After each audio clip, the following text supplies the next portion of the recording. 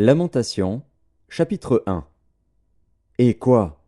Elle est assise solitaire, cette ville si peuplée. Elle est semblable à une veuve. Grande entre les nations, souveraine parmi les États, elle est réduite à la servitude. Elle pleure durant la nuit, et ses joues sont couvertes de larmes. De tous ceux qui l'aimaient, nul ne la console. Tous ses amis lui sont devenus infidèles, ils sont devenus ses ennemis. Juda est en exil, victime de l'oppression et d'une grande servitude. Il habite au milieu des nations, et il n'y trouve point de repos. Tous ses persécuteurs l'ont surpris dans l'angoisse. Les chemins de Sion sont dans le deuil, car on ne va plus aux fêtes. Toutes ses portes sont désertes, ses sacrificateurs gémissent, ses vierges sont affligées, et elle est remplie d'amertume. Ses oppresseurs triomphent, ses ennemis sont en paix. Car l'Éternel l'a humiliée à cause de la multitude de ses péchés. Ses enfants ont marché captifs devant l'oppresseur. La fille de Sion a perdu toute sa gloire. Ses chefs sont comme des cerfs qui ne trouvent point de pâture et qui fuient sans force devant celui qui les chasse.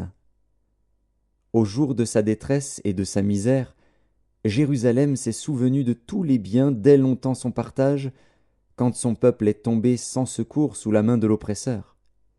Ses ennemis l'ont vu, et ils ont ri de sa chute. Jérusalem a multiplié ses péchés, c'est pourquoi elle est un objet d'aversion. Tous ceux qui l'honoraient la méprisent, en voyant sa nudité. Elle-même soupire, et détourne la face. La souillure était dans les pans de sa robe, et elle ne songeait pas à sa fin. Elle est tombée d'une manière étonnante, et nul ne la console. Vois ma misère, ô Éternel. Quelle arrogance chez l'ennemi. L'oppresseur a étendu la main sur tout ce qu'elle avait de précieux.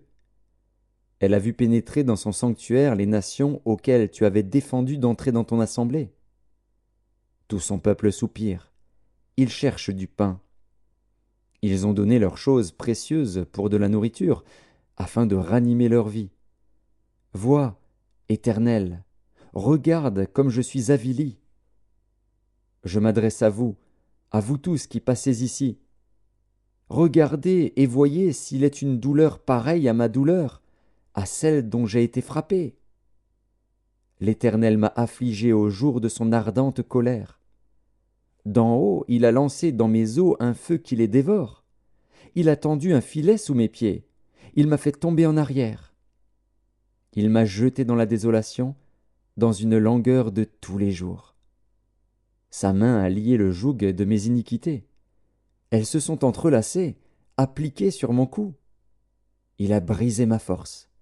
Le Seigneur m'a livré à des mains auxquelles je ne puis résister. Le Seigneur a terrassé tous mes guerriers au milieu de moi. Il a rassemblé contre moi une armée pour détruire mes jeunes hommes. Le Seigneur a foulé au pressoir la Vierge, fille de Juda. C'est pour cela que je pleure, que mes yeux fondent en larmes, car il s'est éloigné de moi, celui qui me consolerait, qui ranimerait ma vie. Mes fils sont dans la désolation, parce que l'ennemi a triomphé. Sion a étendu les mains, et personne ne l'a consolé. L'Éternel a envoyé contre Jacob les ennemis d'alentour. Jérusalem a été un objet d'horreur au milieu d'eux. L'Éternel est juste, car j'ai été rebelle à ses ordres. Écoutez, vous tous, peuple, et voyez ma douleur. Mes vierges et mes jeunes hommes sont allés en captivité. J'ai appelé mes amis, et ils m'ont trompé. Mes sacrificateurs et mes anciens ont expiré dans la ville. Ils cherchaient de la nourriture, afin de ranimer leur vie. Éternel, regarde ma détresse. Mes entrailles bouillonnent, mon cœur est bouleversé au-dedans de moi, car j'ai été rebelle. Au dehors l'épée a fait ses ravages, au dedans la mort. On a entendu mes soupirs, et personne ne m'a consolé. Tous mes ennemis ont appris mon malheur, ils se sont réjouis de ce que tu l'as causé. Tu amèneras, tu publieras le jour où ils seront comme moi. que toute leur méchanceté vienne devant toi, et traite-les comme tu m'as traité, à cause de toutes mes transgressions. Car mes soupirs sont nombreux, et mon cœur est souffrant.